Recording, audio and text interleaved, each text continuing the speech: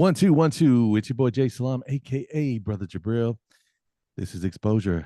And today's interview is with none other than Brandon Epocha, the Yeah. captain of disco duties at disco, the captain of disco duties at Debbie Does Disco in Dallas, Texas. How Say long you that guys been running now? 5 times fast. I know. How long has it been going now?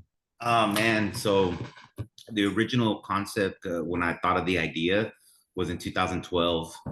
I did a few parties here in Dallas. I had Paul T from Sarcastic Disco, LA. Him and Harvey did parties. I had him come, and then I also had J Rock from uh, Stone's Throw. You know, typically known as like a hip hop DJ. But he came, he did an all vinyl disco set. But 2012 Dallas, it really wasn't ready for it, so I put that in the back burner, and it didn't come back around until around 2018, and from that point till now, yeah, let me see, 18, 19, 20, 21, 22. Well, no, probably 19, 2019, because we're about to celebrate our 5 year anniversary this year. Yeah, we got several events planned, several. So we'll see what happened. Sounds dope, man. Yeah. I had a blast when I played with you, man, and we're really looking forward to having you guys, well, having you come out and play in Houston with us. Debbie Does Exposure, Debbie so does it, that's gonna. man. Excited. It's been a long time.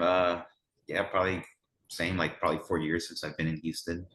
For those of you who don't know, Brandon and I played a show together, and well, we played. I played at Debbie Does Disco with him and his crew, and we played in after hours spot. Man, I could have gone to like 8 in the morning. I was ready, bro. I was ready. Man.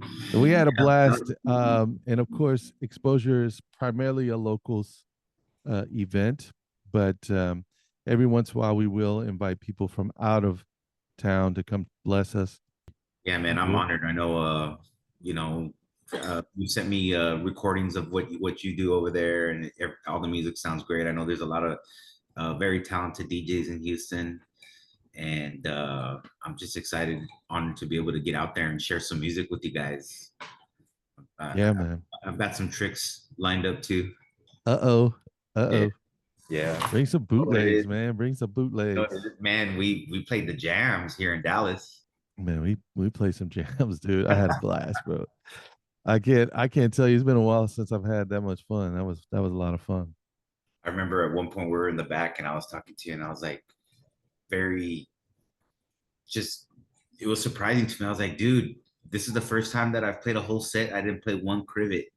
And you were like, say less, pull it out. Man. I was like, okay, cool. At least we have one representation of the crivet in there. That's so So, much fun. So why don't you tell our audience a little bit about you, where you're from, your DJ name, and then if you want to share your real name, you can. Genres of yeah. music you play besides house music. My name's Brandon. I go by Brandon Epocha. Epocha is a name kind of that I made up.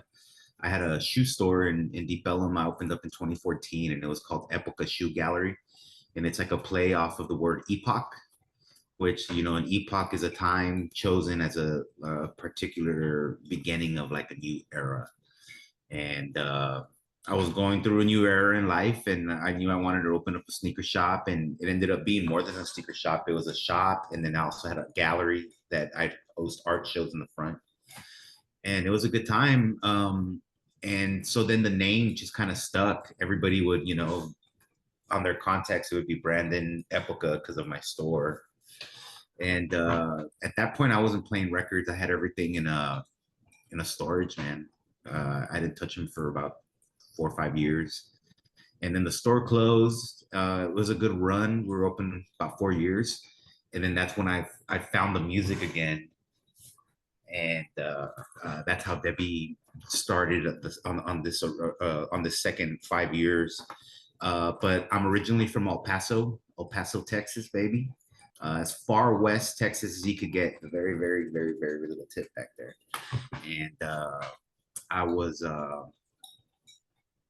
yeah, I grew born and raised in El Paso. I moved to Dallas when I was 21 years old because I had been here a couple of times, and I'd seen the house scene here, and that's when Dallas was deep in house music. You had Brett Johnson living here, JT Donaldson living here, DeMarcus. You had uh, Maceo Plex, so many amazing, talented DJs here. So it was great for me. I moved out here, and I've never looked back. I love Dallas.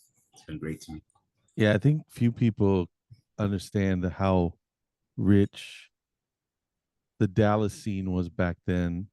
It was it was that kind of boom boopity boppity boopity house music from that was like more indicative of like the West Side Chicago guys and like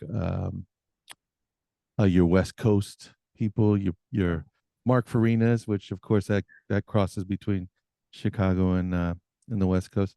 He But lives here now too in Dallas. that's what I understood. Like that's actually it was funny when I was right when I was saying that I heard that he lives there. Yeah. So yeah, I always use the example of like hip hop, Erica Badu, right? Everybody thinks Erica Badu, pillar in R&B, neo soul, so Aquarian. but like a lot of people correlate her music to like New York City vibes, and she's a Yep. Dallas girl, you know. So that's the way I see their influence in the whole house culture too. Like they some of them moved off and they helped the Chicago scene. Some of them moved off and started the San Francisco scene, and it's just very very impactful people. Very lucky to get to see them when I was younger.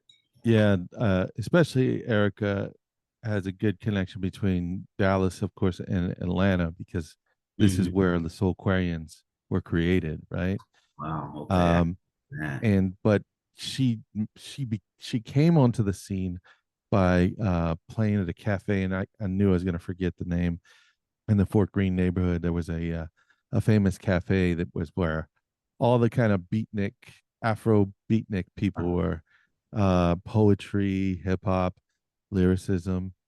So yeah, it's pretty interesting. And yeah, Very how impactful that movement was globally, and it was happening. The epicenter was in New York City, but it's like one of those pillars of it was a girl from Dallas, that like, you know, Badu and just her band, everybody in her band's talented, and there's a lot of good music that's came out of Dallas. It's amazing. yeah, for sure, man. I used to love going to Dallas when I was younger because I was more of a punk rock kid. I was into like old Mhm. school punk rock and Oh wow, okay, stuff like that. And Deep Ellum was the place to go, yeah. for good punk rock. And we would make the trip up. It was a lot of fun. I was a straight break dancer, hip hop breaks kid. Like I would wake up, break, go to lunch, break, after school break till it got dark. That's all I did. And that's actually how I discovered house music because, El Paso is kind of a small city. So at this, we had my b-boy crew, we joined the battle. And I guess the promoters of the battle split the cost of the venue with some ravers. So during the day, me and my crew were there, and it just so happened that we won the battle too. So after you win the battle, everybody kind of just ciphers around, and the crews just kind of just showcase and just dance, have a good time. And we did that, and I guess it got to a certain point that the ravers were like, "All right, man, it's our turn." So then they turned off the hip hop, and then they just started playing, and I was like, it was house music, and I was like, "Yo, this is kind of I kind of like this, and just man, just grew on me. Going on, yeah, about 26 years now. Just completely like dedicated and devoted to like, well, first, it starts with the hip hop, and then you find a sample of where that song was made. And same thing with house. And now I'm finding the sample from where they got it from the disco stuff, and it's like now I got to collect all of that. And it's just Yeah, you're speaking my language, man. beautiful rabbit hole, man. You and I have very similar backgrounds in like the way that we found house music. I went to this teen club. I was like, 17, 18 years old. I went to this teen club and they were playing house, but they were always also playing, 90s, I mean hip hop, hip Yeah. hop from the 90s. This was the 90s that was going on. these clubs, and I was intrigued more by the dance. So being a b-boy dancing wasn't necessarily a b-boy, it was more like a freestyle dancer. I had a group of people that really kind of influenced the freestyle aspect of dance of hip hop dance to me. And so I went and I just kept going back because there were so many great dancers that I didn't realize I was dancing to house music half of the time, you know. And but back then clubs were like that, or at least teen clubs were like that, where they played kind of a mixture of everything, house and hip hop. When I say everything, just house and hip hop. You know, how do you think being a Texas? Because I love asking people, DJs especially from Texas, that play cool fucking music. You know, I like to ask them, what is it? Do you have like a sense of purpose whenever you play outside of Texas, to where you're like, man, I got to show them that this is how we do it in Texas. Do you ever Absolutely, get that? Yeah, absolutely. That's the hip hop in me. It's like, you know, you got to show your flavor. You got to your individuality, your message. It's got to be unique. No biting.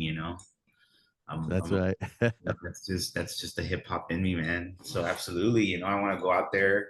I want to show you guys some good music. I want to make you guys dance, just exactly the same way. So basically, what I want to do is I want to show you guys how we do it at Debbie Does Disco. So if you guys ever come Nice. to Texas and you're in Dallas, just look up Debbie. It's gonna be a good time. As you know, the majority of our shows we do 100% vinyl. It's just nothing like, I guess I've had this conversation with other friends before, and it's just when you do it vinyl, it changes it more into an actual like ritual.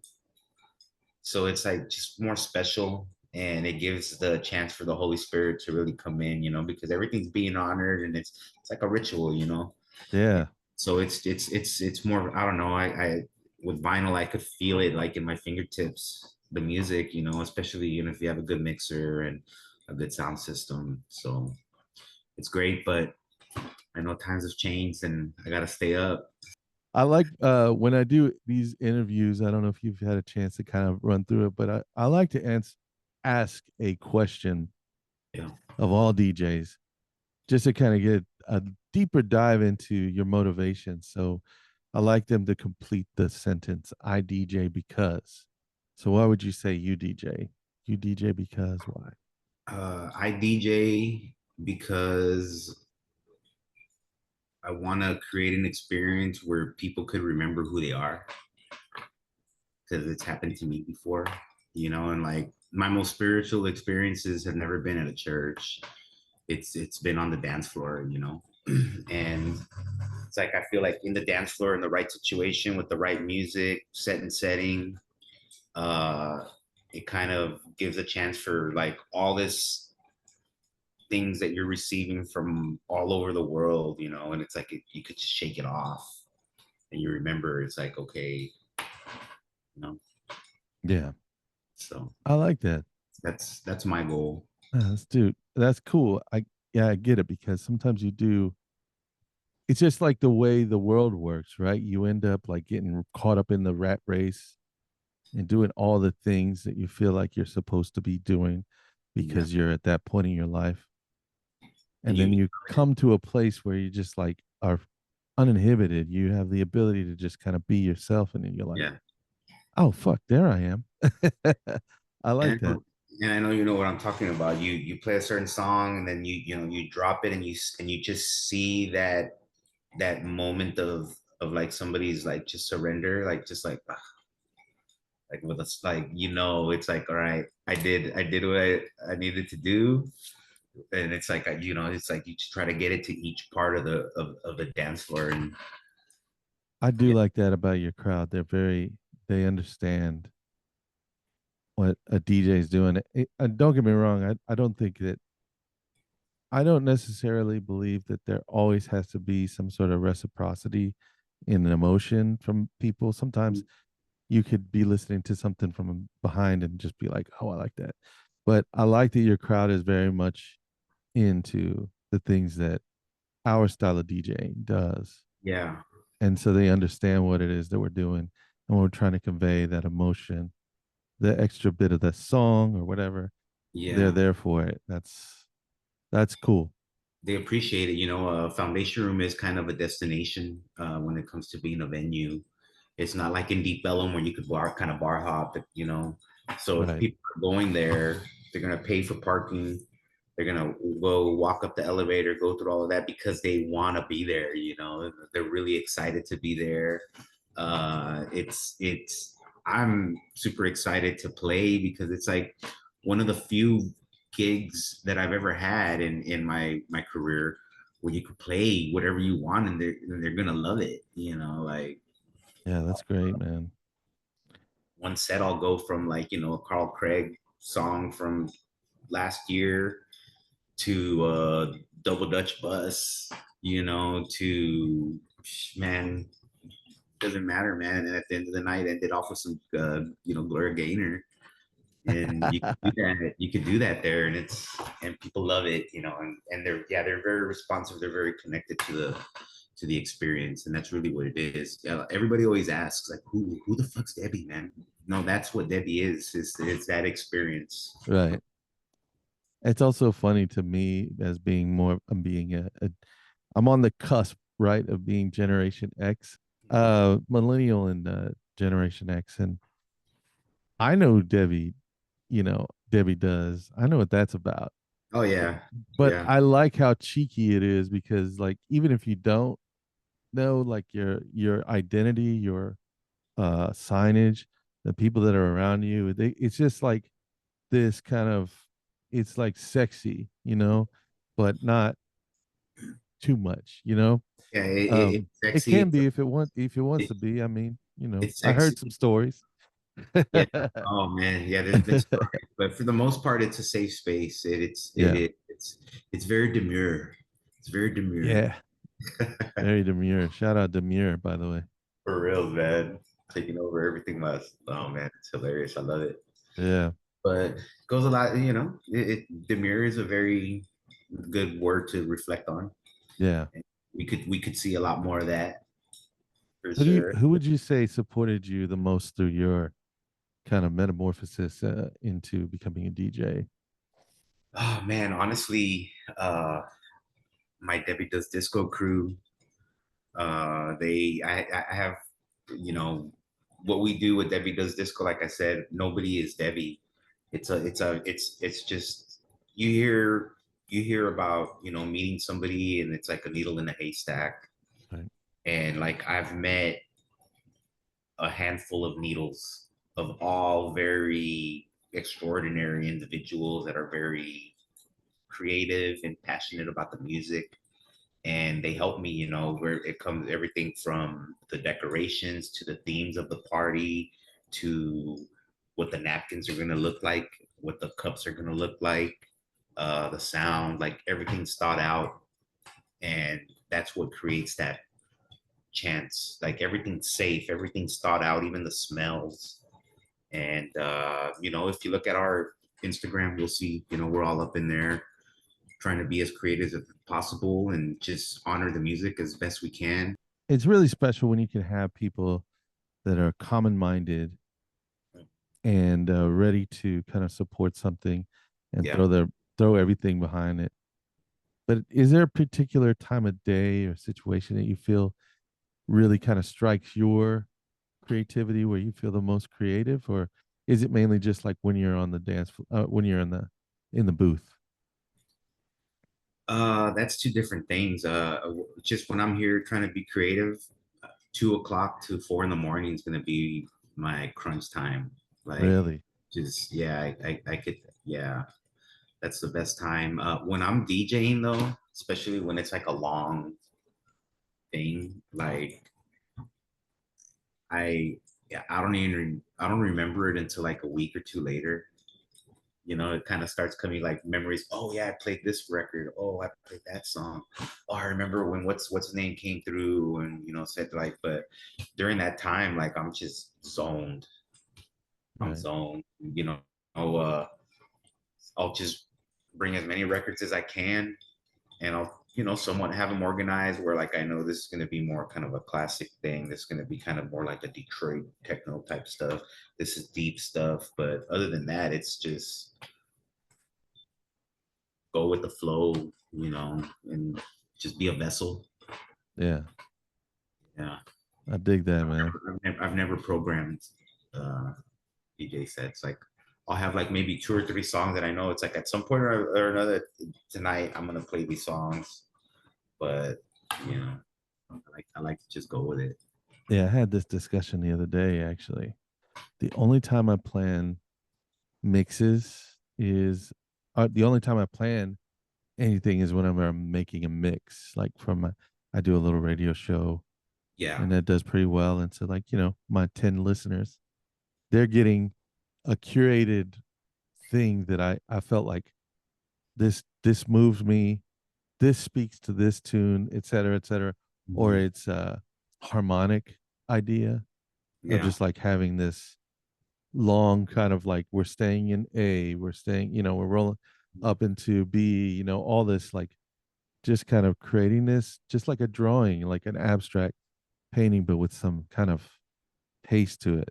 Hmm. So yeah, that's when I get the most creative though, is when I'm doing that type of stuff. But like when I Hmm. play out, like yeah, it's like I gotta be there with the crowd, right?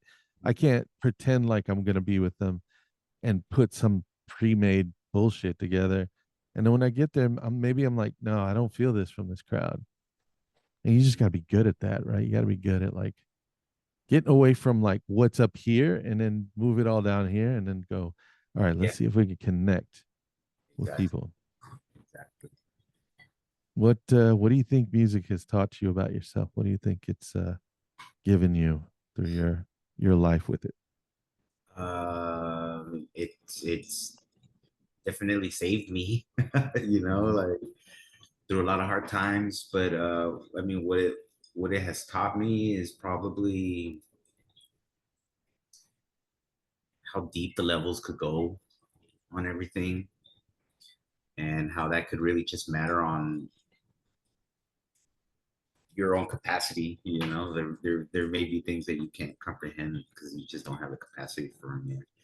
But then you have to dig for it, and if you do dig for it, you're gonna find that sample of that record that you heard in '93 that you've always been looking for, and you know what I mean. But you got to go find it, and it's yeah, like music, like life. It's hard.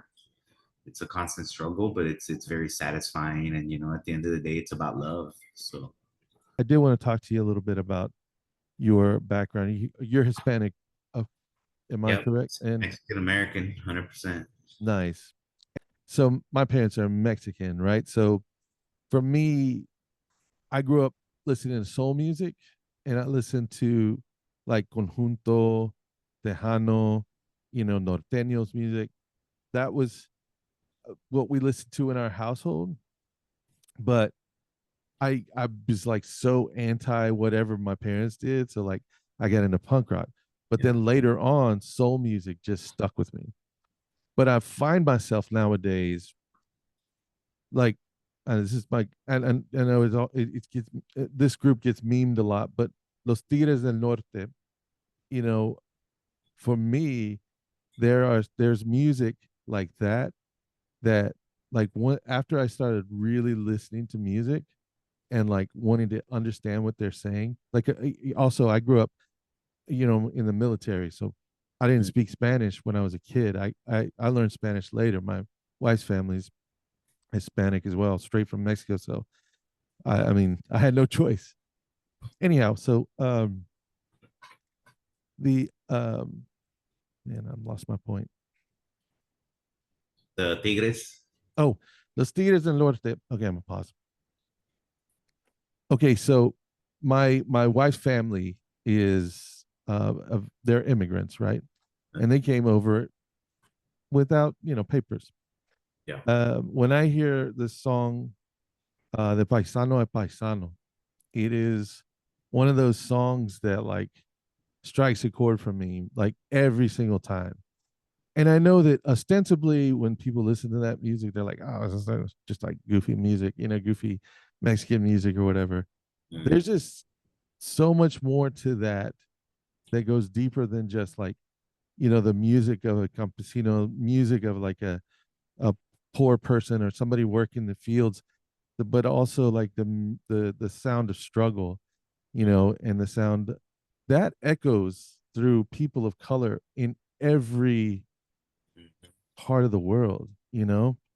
and that music to me is just, it's simple music, right? But it's so good, man. What's the ultimate rebellion? To sing and dance, no matter what, no matter what people are, if they're trying to oppress you, if they're trying to brainwash you, or whatever it is, put some agendas or outside intrusive thoughts into your head. It's just like, nah, I don't subscribe. I'm just gonna sing and dance. And that's that struggle. That's what disco was. That's what those songs that we're talking about are. Every culture had those songs, and they're ballads, beautiful love songs to God. Yeah, And yeah, that's the ultimate rebellion. It's like, yeah, that's, so I'm just gonna praise. I'm gonna sing and dance instead. yeah, totally, man. I love that stuff, man.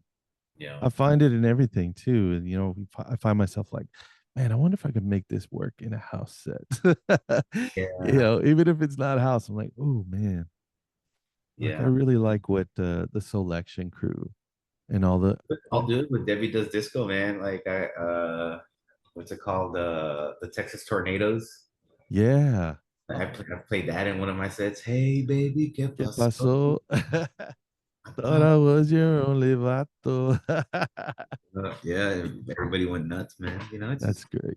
right place at the right time. Like even like a disco song like that's played out top 40, like Funky Town. Mm. You find the right like extended edit by such and such, and bro, it'll just obliterate a dance floor at the right place at the right time. Yeah, that's fun, man. Yeah. I remember one time I played this gig and I kept playing the vocal part of Rebellion by Joe Arroyo, you know, and I just kept playing it and playing it. And I looked and I was playing this over a house, right? Just kind of tapping it in. And I looked down the way and I could just hear this girl, like see her. I mean, it was loud in there. So I could see her just going, yes. Like I connected with her. She's like, play it, and I'm like, there's just one person out of like, 50 people that are in this place. I'm like, I'm gonna play it. And dude, the place erupted, dude. And Awesome. they were all just kind of dancing to salsa music, but they didn't there was a few people in the back. They were doing it, they were going at it, they were dancing salsa. And I was like, yeah, man, I love it That's what when you it's can, about, man. yeah, man. That's why we That's do what we do. it's the beauty of our music, man. It's just being able to like connect with people so much that you could just play whatever, and as long as it moves you and they understand it moves you, then yeah, they're Yeah. down for it. Yeah. So, how do people find out about you? I have an Instagram, Brandon underscore Epocha, Epocha. And of course, the main Instagram is Debbie Does Disco TX for Texas, because we're Texas. About it, route it. And that's where we put all our information, all our events. We got, like I said, it's going to be our 5 year anniversary. So we got a lot of really cool things in store, including an art show that we're going to put together. That's going to showcase all the Polaroids and photography that we've done throughout the whole 5 years. Same thing. All our flyers have been designed by a homie of ours. He goes by Ice Cubism, and he recently moved to Santa Fe because he's a graphic designer for Meow Wolf. It's like stepping up, and so he's Nice. a lot of all the flyers. That's all original. Even the fonts is like designed by him. So we really want to put that on display. It needs to be appreciated, and the girls make a lot of different types of decorations, and some of them have made it throughout the years, and we have some that we're going to display as well. So it's going to be really, really cool. And yeah, we got a bunch of other parties going too, including playing with you, Houston. Man, I'm excited. So I guess what I want to ask you is, what else? What other creative ventures are you involved in besides doing Debbie Does? Um, I've I mentioned it a little bit earlier. I did have a sneaker shop in Deep Ellum for a while. Um, that was a big passion of mine ever since, when we were kids, 96. Like I remember getting the first like Air Maxes, seeing all those shoes come out. And ever since then, I was very passionate about them. And growing up, I got to a point to where you make some money now. You're 20, and I was like buying up all these old shoes that I never had the money to buy as a kid, and that got me really into fashion. Uh, I mean, high school senior year, I was best dressed in high school. So like fashion has always been like a really big thing for me, and not even just like the dress, but like the materials, the way it's stitched, the type of. I was a big fan of denim, so there was like a big denim section of my shop as well. A lot of vintage stuff, leathers, more of the craftsmanship of actual pieces of fashion. And same thing, the art gallery. I've always been a big fan of art because so that's how it kind of all started. Fifth, sixth grade, I was in graffiti, and I was like doing crazy graffiti at fifth, sixth grade. I think of the stuff like climbing up on the highway signs and things I shouldn't have been doing in fifth and sixth grade. But that's what got me into it. And then from that, I found breakdancing, and breakdancing kind of overcame my life. I got super deep, like I told you, breakfast, lunch, dinner, till the sun went down. All I did was break dance. I even, wrote out my application for Zulu Nation in New York. I submitted it out there. I stopped eating pork, no swine of any kind, and no alcohol. And all I did was dance, dance, dance, dance. And I tried emceeing, but that was a short stint. It was maybe 2, 3 weeks. I'm not an MC. I don't know how to rhyme. So then I just left that. Bro, And did Dan tell you my whole story, or and you just no, trying to repeat it back to me? no. Why you got is that the same thing with you? Dog, like almost exactly a little bit Wow. more kind of reversed. It was dancing first, and then it was graffiti. Or was it graffiti then?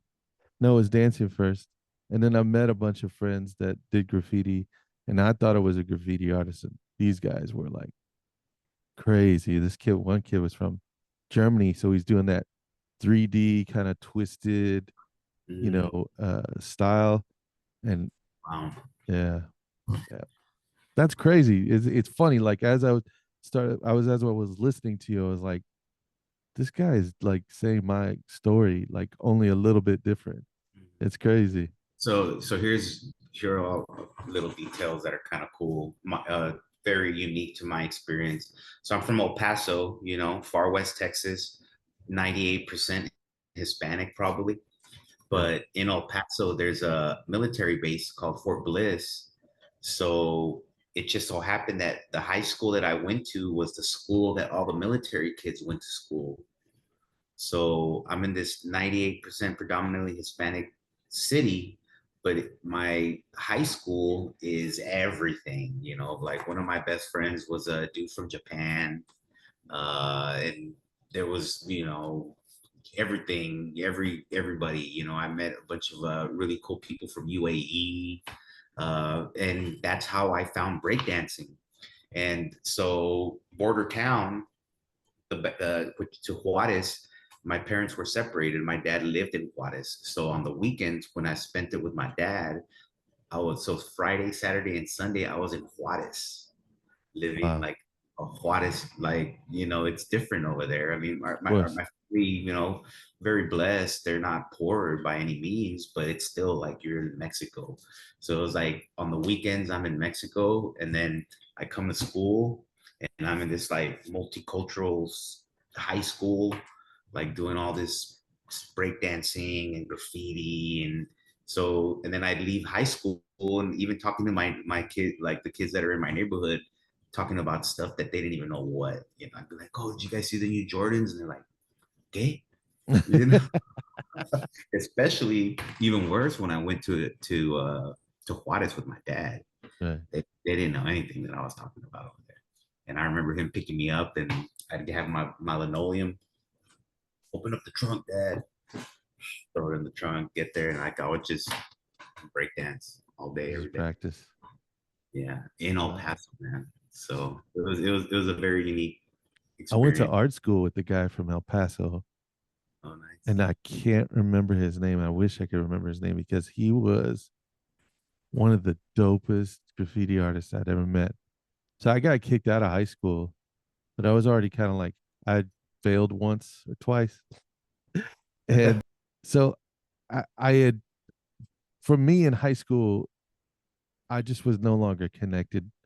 I was doing shit. I was writing graffiti. I was just being a nuisance. You know, I was already kind of too old to be in high school. Like, I needed to get out of there, and they expelled me for writing graffiti. Actually, I don't know why I said it the other way earlier, but yeah, and so immediately afterwards, though, like maybe a couple weeks afterwards, I took the GED test, and then I took my whole portfolio to the Art Institute, and I got enrolled. This guy that I met there, I don't. That was a long ass. That was a long ass way to get here. Um, El Paso graffiti Mm. artist. The guy was. I wish I could remember his name. He's like this kind of more skinny dude and very unassuming, kind of like a little bit meek, you might say. But um, dude, he drew the most amazing stuff. I was like, yo, you're from El Paso? Like, Yeah. I was like, dude, I feel like your talent is wasted in El Paso. But come later on to find out, there were some killer graffiti artists in El Paso. Yeah, a lot of amazing, talented artists have come out of El Paso, but it's unfortunate. It's a kind of city that can't really foster something like that. So a lot of people have to leave, go to a Yeah, different city, and then that's where they flourish. But yeah, yeah, I'm happy. I was raised there. That I'm from there. Uh, wouldn't go back, but you know, right. I You mean, said you wouldn't go back? no, and it's not anything against El Paso. It's just I'm Right. very very happy here in Dallas. I don't see myself going anywhere. It's been this town has been very very good to me, and it's given me a chance to do different art projects like my store, like the art gallery, like Debbie Does Disco. Before that, I did stuff as the Get Right, Mhm. and just gives me a chance to be my creative self and play music that I like to share, and people like it here. So We find ourselves sometimes like struggling for relevancy in what we do because time moves by so fast. And when it comes to dance music, things come and go so quickly. You know, DJs are here and gone, etc. And mhm. what I find is really special though is like there's always those tunes, right? Those things that seem timeless, like you just want to play them all the time. Do you have like your like go-tos, the things that like even if they're older, you're always going to kind of bring it with you in your crates? That changes. Recently, well, last Saturday I played a Daphne song, "Let Me Love You," I think it's called, and it's a old school Danny Tenaglia remix from 1993. And I mean, I've had the record for a very long time, and there's been several seasons where I've like banged it, and just recently found it again, and I played it on Saturday, and dude, it blew the place up. People like, I woke up the next day and people are like, hey, what song was this? What song was this? Sending screen chat captures because it wouldn't Shazam. And so Love I it. put it up on Instagram just to show everybody. But yeah, I mean, before that was a DJ Duke song from '95. Oh, 6 million ways to jam, 6 million ways to jam.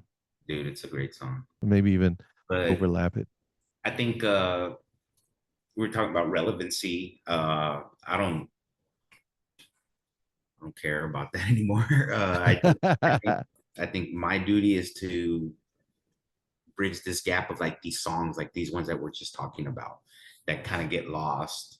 That they, if there are really fans of house music, they want to know about it. So that's what I'm here for, because I have that catalog in my head of 26 years of house music, from the original time that I heard it all the way to the where the disco edit came from. So why not? Why not share this knowledge that I have? And so that's what I try to do. Every set that I have, there's going to be, these like 4 or 5 gems from the old school that people have forgotten about, like that they need to hear them again, or if not, if they haven't heard it at all, even sometimes. So I was gonna say earlier, but I didn't want to take us too far off of where we were just at now. But I think it's a good segue. Um, I'm gonna share with you my first experience so that you can kind of start conceptualizing okay. or remembering. But I like to remember the first time I was really excited by house music, and I think one of the most memorable times was like being in Louisiana. I was trying to be an MC, and I was working on an album with a friend of mine, and I just really wasn't feeling it. And I went to a rave party, and Roy Davis Jr. was playing, and it was the first moment where I realized like I knew I wanted to play music for the rest of my life, but I didn't know what it was and what it sounded like. And in that moment, when I heard him, it was in the middle of a skate park. I think he was playing them in the middle of a damn half pipe. Wow. But I just remember thinking like, this is what I want to do. I don't want to be an MC. I don't feel like a front man like that. I want to do this. And so I moved back to Houston. I moved in with Dan, and that began my journey. What would you say was your turning point? Was a big kind of uh, Uh, it was epic moment? it was probably 1999, and in El Paso, and Julius Pap came and played. Oh, that's the homie. Dude, Julius is the homie. and he was supposed to play at some outdoor venue, and it got closed. The feds, it got raided or whatever. So Mhm, then moved it to my friend. My friend Milo had a club in downtown El Paso. mhm. So he was like, all right, well, the club closes at 2. As soon as it closes, we'll kick everybody out, and then everybody come in through the basement.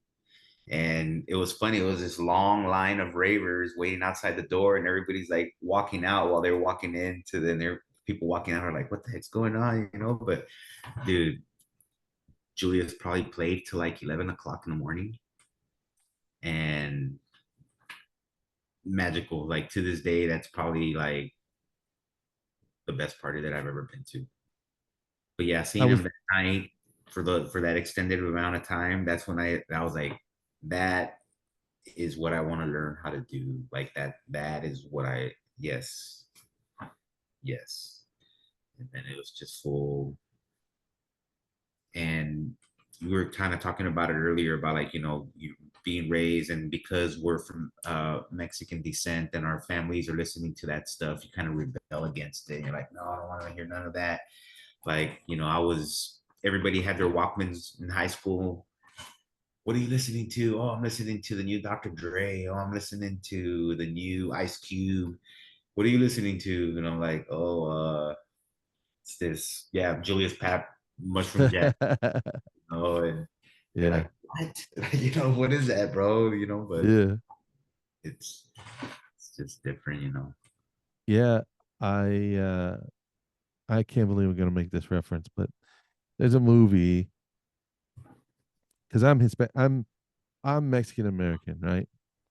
So the Selena movie with Jennifer Lopez, in that Edward James almost says this line that's very true to my life because when we grew up in the military, honestly, I didn't know I was anything different than any other American kids because we were always on American territories.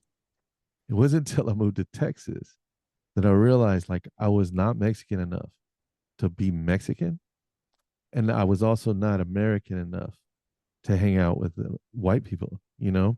Yeah.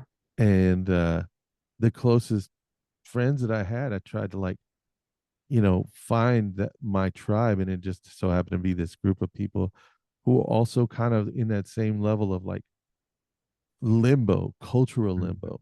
Mm-hmm. And yeah, I mean, I guess that's why I got so into punk rock at the time, but you know, uh it was a place to be an outcast. Yeah. Same, man. You and me kind of do have the same story, bro. Because same thing. That was where, dude. Okay, I'm a border kid in El Paso, living the weekends with my dad in Mexico, and my first name's Brandon. So it was I like, know yeah, a lot of Mexicans named Brandon. yeah. I was not Mexican enough, or I Right. was too Mexican. So it was like, yeah. And then it's at the house parties, nobody cared. It was like you're just dancing, everybody. Yeah. So beautiful, man. So beautiful. Yeah, it's really cool. It's where this kind of band of misfits that still haven't given up the love of something so obscure that like 98% of the population doesn't even really understand our style of music.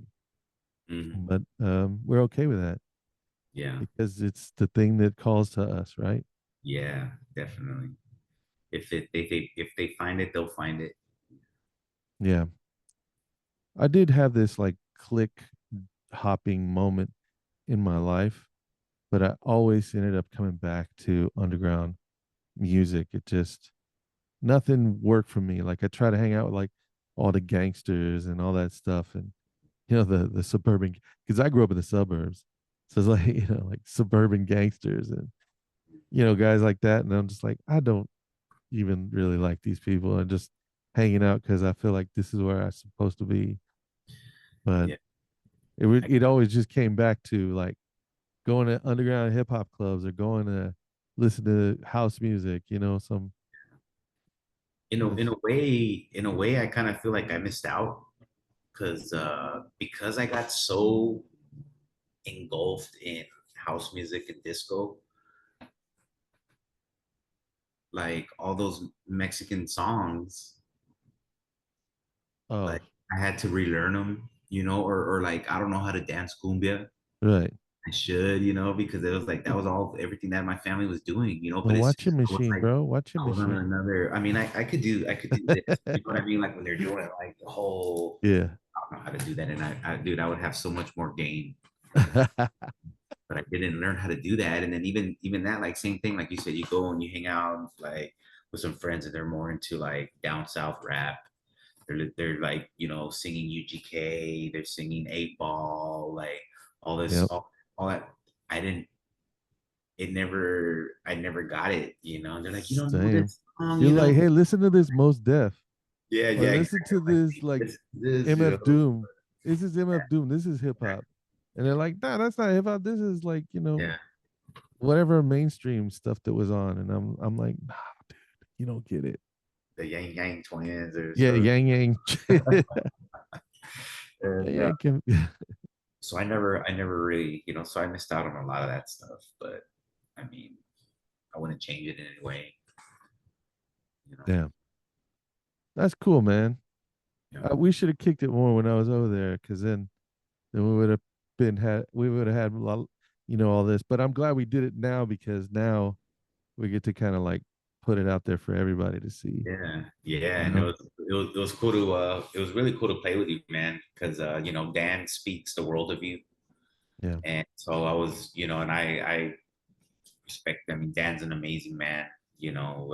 We're like, have people like him.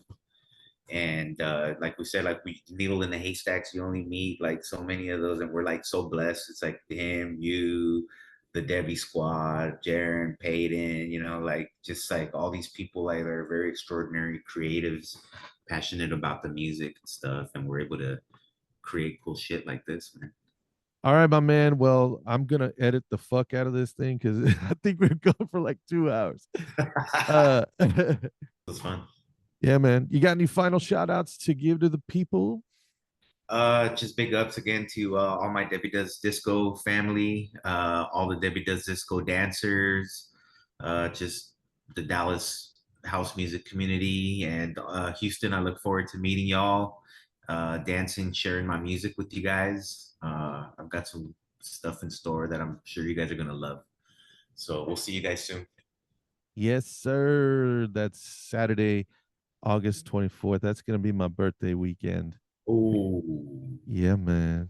About to okay. be, about to Okay. be. It's gonna be my ninth annual 40th birthday.